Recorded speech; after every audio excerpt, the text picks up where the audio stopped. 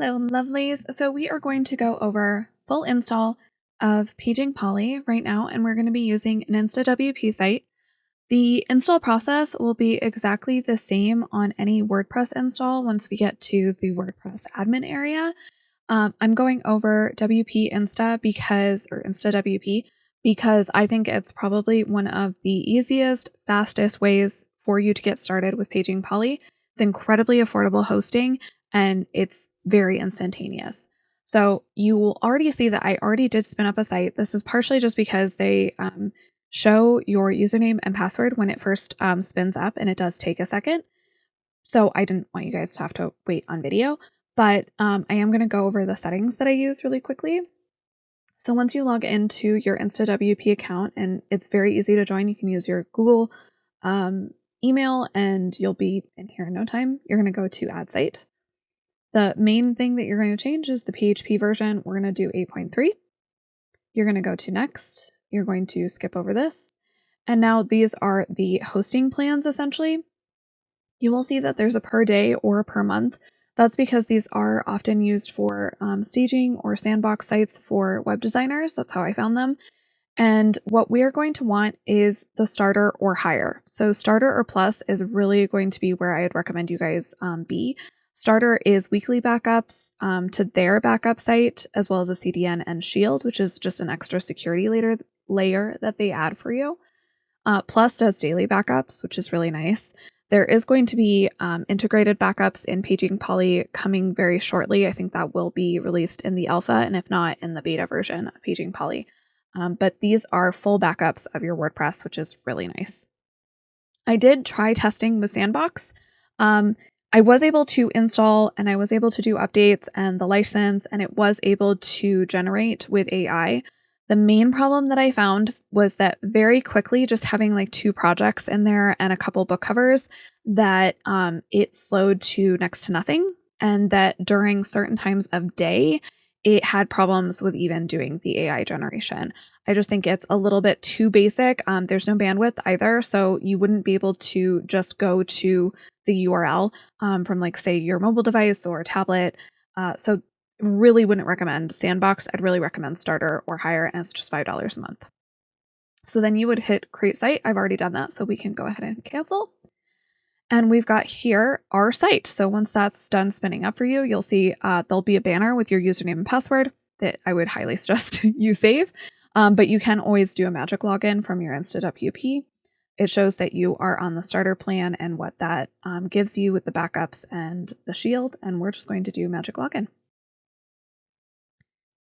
And while that's doing that really quickly, I'm going to, so we can go ahead and dismiss. I'm going to make sure that I have everything. Okay.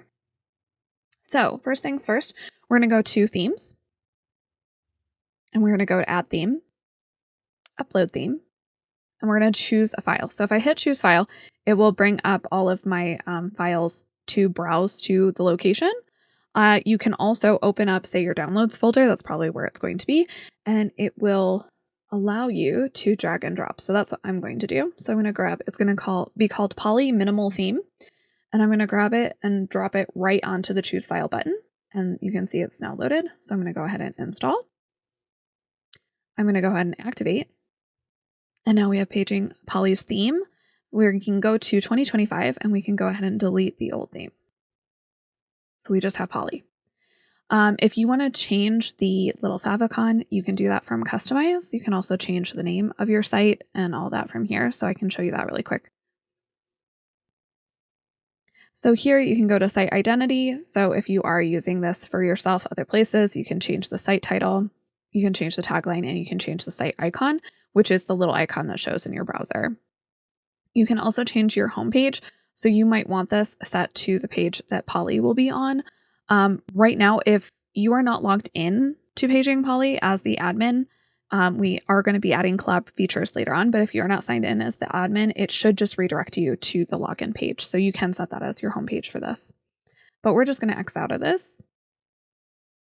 And we are going to now install Polly. So we're going to go to Add Plugin. We're going to go to Upload Plugin. And you only have to do these things once. The updates will be pushed from the site, so I'll show you what that looks like. Actually, yeah, let's grab. I'm going to grab a previous version of Polly just so that you can see. Same thing, I'm going to drag it right onto the choose file so that you can see the updates. And I'm also going to show you a little glitch that I'm working on. It just takes a second for the license to fully load, so we'll go into that here. So then you can see the version, check update. I'm not going to do that yet because we haven't entered our license. So now you have Paging Polly on the side. We're going to go to settings, and off screen I have my license. So I'm going to copy that and I'm going to just paste it in here and I'm going to hit activate. It's going to take a second and it will come back with this, shows valid when it expires, which these are currently for the lifetime of the alpha version. So it's not going to expire. And now we have this set up. We can go into these pieces, but I want to really quickly show you under install plugins now, there is a new version. Now, this is the thing. If I hit update now, more than likely it's going to error. Let's see. Maybe not. Yes. See, it says update failed. This is just because it takes a second for the license to fully register in the system. If you go ahead and hit refresh, hit reload, it should now go through. And it did. So if you're having an error, just go ahead and refresh the page. Sometimes it just takes a second for the license to fully populate in the system. And if you refresh your page, it should go through. So now let's go through setting up Paging Polly for the first time. So we'll go to settings again. So the next thing is the shortcode setup. You don't need to know what a shortcode is. All you need to do is hit create Paging Polly page. Click the button. It will say it created Paging Polly. You can view page here. Now, you could technically insert the shortcode somewhere else. I really recommend going with creating the Paging Polly page instead. This should be on a fresh install. I really do recommend that for security reasons. So I really recommend just going with this. And next we have default prompts and default themes. So I'm going to go ahead and say import defaults. Same thing, click the button, wait, says imported prompts, imported themes successfully. We are good to go. And that actually shouldn't say that many prompts now, but oh well, okay. We'll be looking at that later. Okay, so we are done here. And now I can go ahead and open Paging Polly. And now we are loaded.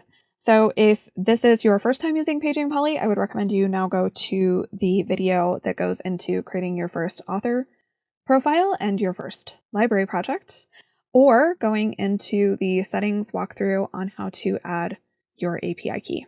Okay, see you in the next one.